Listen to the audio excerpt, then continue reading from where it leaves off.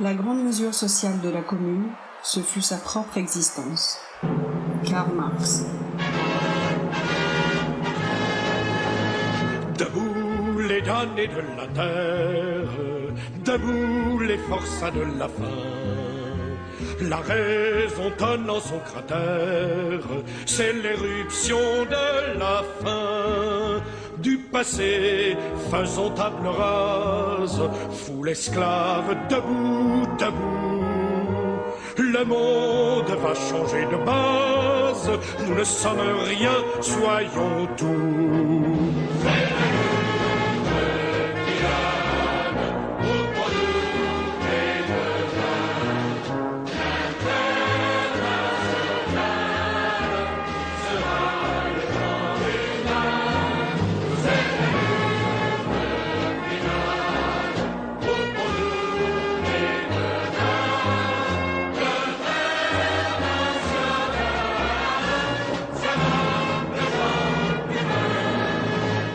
Louise Michel, Mémoire. Est-ce qu'aujourd'hui les multitudes ne s'effondrent pas dans des hécatombes et des misères sans nombre, pour le bon plaisir de quelques-uns, avec cette seule différence du temps de nos aïeux que c'est plus sangrant?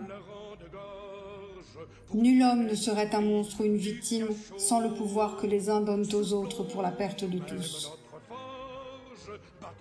Et le lendemain, dit-on. Eh bien le lendemain, il est humanité nouvelle. Elle s'arrangera dans le monde nouveau. Est-ce que nous pouvons comprendre ce lendemain-là? Qu'elle passe sur nous comme sur un pont. Nous ne sommes bons qu'à cela. Ne discutons pas, aveugles que nous sommes, l'aurore qui se lève. En révolution, l'époque qui copie est perdue. Il faut aller en avant.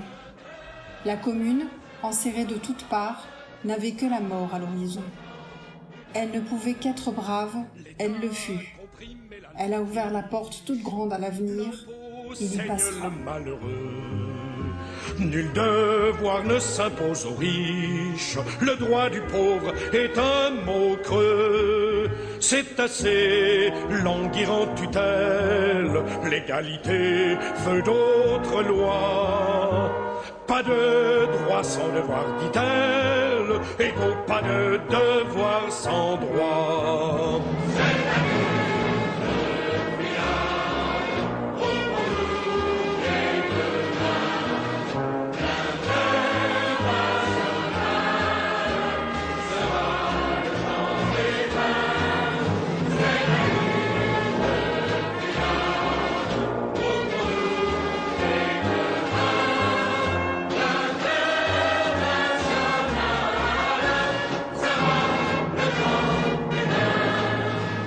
Jacques Rougerie, Paris libre, 1871. Du mouvement du 18 mars, qui n'avait même pas été une insurrection, c'est une révolution sociale qui naît, mais obscurément, contradictoirement. La vieille taupe, dit Marx, car d'une révolution n'a ressemblé jamais à la Minerve qui jaillit casquée du cerveau de Jupiter. Creuse et taraude à tâtons dans ses contradictions et cette obscurité. 1871 fut bien une révolution des travailleurs. Ils sont la masse. En tête, les ouvriers rudes du bâtiment, ceux du métal, les journaliers et hommes de peine de toutes sortes. Les ouvriers d'art et du livre forment souvent, aux côtés des employés plus instruits, les cadres du mouvement. Sur 100 gardes nationaux, ouvriers du livre arrêtés, 32 sont officiers ou sous-officiers. Les rois nous saoulaient de fumée, paix entre nous, guerre aux tyrans. Appliquons la grève aux armées, crosse en l'air et rompons les rangs. S'ils s'obstinent, ces cannibales, à faire de nous des héros, ils sauront bientôt que nos balles sont pour nos propres généraux.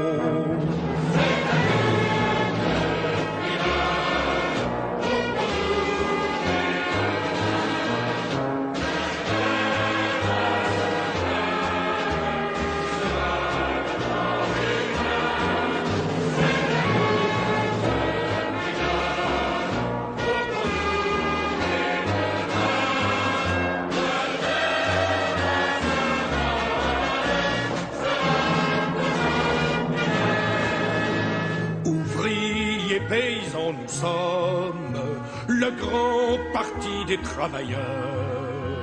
La terre n'appartient qu'aux hommes, l'oisifira loger ailleurs. Combien de nos chairs se repaissent, mais si les corbeaux, les vautours, un de ces matins disparaissent, le soleil brillera toujours.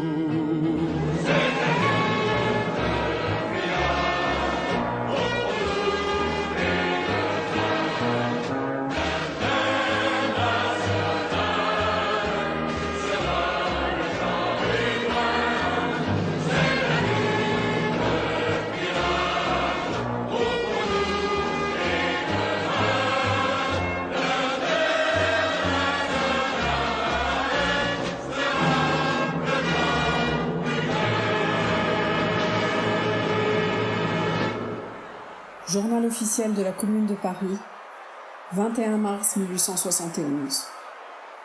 Les prolétaires de la capitale, au milieu des défaillances et des trahisons des classes gouvernantes, ont compris que l'heure était arrivée pour eux de sauver la situation en prenant en main la direction des affaires publiques. Histoire de la Commune de 1871. Prosper Olivier Lissagaray. Le dimanche 28 mai, la lutte terminée, plusieurs milliers de personnes ramassées aux environs du Père-Lachaise furent amenées dans la prison de la Roquette. Un chef de bataillon se tenait à l'entrée, toisait les prisonniers à sa fantaisie et disait « À droite » ou « À gauche ». Ceux de gauche étaient pour être fusillés. Leurs poches vidées, on les alignait devant un mur et on les tuait. En face du mur, 2 prêtres marmonnaient des prières des agonisants. Du dimanche au lundi matin, dans la seule Roquette, on massacra 1900 personnes. Le sang coulait à force dans le ruisseau de la prison. Mêmes égorgements à Mazas, à l'école militaire, au parc Monceau. Le dimanche 28 mai, Varlin fut reconnu par un prêtre qui courut chercher un officier. Le lieutenant Sicre saisit Varlin, lui lia les mains derrière le dos et l'achemina vers les buttes. Par les rues escarpées de Montmartre, il fut traîné une grande heure. Sous la grêle des coups, sa jeune tête méditative, qui n'avait pas eu que des pensées fraternelles, devint un hachis de chair, l'œil pendant hors l'orbite. Quand il arriva rue des Rosiers, à l'état-major, il ne marchait plus. On le portait. Les soldats crevèrent son cadavre à coups de crosse. Sicre vola sa montre et s'en fit une parure. L'armée se vengeait de ces désastres. Paris était un ennemi comme la Prusse, et d'autant moins aménagé que l'armée avait son prestige à reconquérir. Que dira la justice de ceux qui, méthodiquement, sans anxiété sur l'issue de la lutte, et surtout la lutte terminée, fusillèrent 20 000 personnes, dont les 3/4 au moins n'avaient pas combattu. Le sol est jonché de leurs cadavres, télégraphia Adolphe Thiers à ses préfets. Ce spectacle affreux servira de leçon. Français, ne soyons plus esclaves, sous le drapeau rallions-nous. Sous nos pas, brisons les entraves, 89, réveillez-vous. 89, réveillez-vous. Frappons du dernier anathème ceux qui, par un stupide orgueil, ont ouvert le sombre cercueil de nos frères morts et sans emblème. Chantons la liberté, défendons la cité.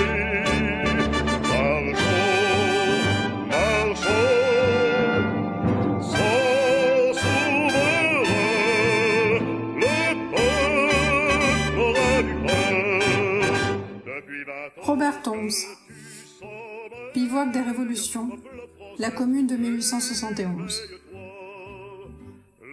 Cet événement unique, la plus grande insurrection véritablement populaire dans l'histoire moderne européenne, destinée à personnifier la révolution comme acte spontané du peuple. Le fait que la plupart des communards combattants étaient des ouvriers n'était pas nouveau. Il en avait été ainsi en 1848, 1830 et dans les années 1780-90. La différence significative était qu'en 1871, une participation sans précédent à la direction politique revient aux travailleurs manuels qualifiés et aux travailleurs en col blanc, alors que les politiciens établis et la classe moyenne commerçante se tenaient en grande partie à distance plutôt que d'essayer, comme dans les révolutions passées, d'en prendre la direction. La proportion de dirigeants ouvriers, environ la moitié des membres de la commune, n'a probablement jamais été égalée dans aucun autre gouvernement révolutionnaire en Europe. Assez de mon vide de sens, assez de mon vide de sens. France est la plus belle victoire, c'est la conquête de tes droits. Ce sont là tes plus beaux exploits que puisse enregistrer l'histoire.